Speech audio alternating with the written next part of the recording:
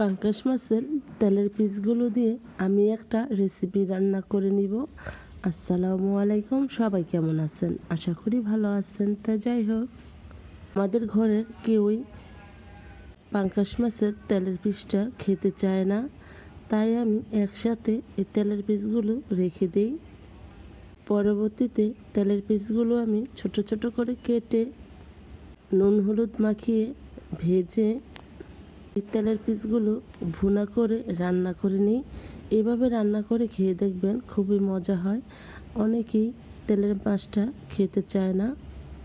আসল কথা হলো, তেলের পিস খেলে খাবারের স্বাদই চলে যায়। তাই তো আমি এভাবে ছোট ছোট করে পিস করে রান্না করে নিই, তাই আমাদের ঘরের সবাই চেটেপুটে খায়। খাবারটা খেতে খুবই মজা হয়েছিল। আমি সাথে টমেটো দিয়েছি। পেঁয়াজ টমেটো দিয়ে ভুনা করে নিব মাছগুলো। কে কোন জেলার থেকে আমার ভিডিওটা দেখে নিচ্ছেন অবশ্যই কমেন্টে জানিয়ে যাবেন। এই তো আমি মাছ ভাজতে শুরু করে দিলাম, আর ওদিক দিয়ে আরেকটা চুলায় তরকারিটা বসাই দিছি। এই তো আমার তরকারি বলক এসে পড়েছে, আর এদিক দিয়ে মাছগুলো ভাজা হয়ে যাচ্ছে।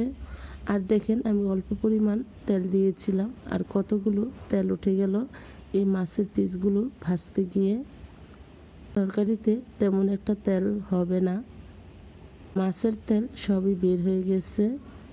তা যাই হোক, এখন এখানে মাছগুলো দিয়ে দিব। আমার রেসিপিটা যদি আপনাদের কাছে ভালো লেগে থাকে অবশ্যই লাইক কমেন্ট শেয়ার করে একটা ফলো দিয়ে পাশে থাকবেন।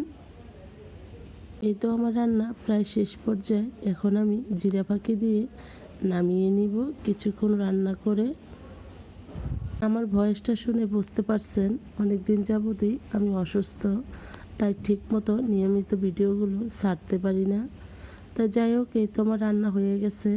দেখুন কত সুন্দর একটা কালার এসেছে, খেতেও খুব মজা হয়েছিল।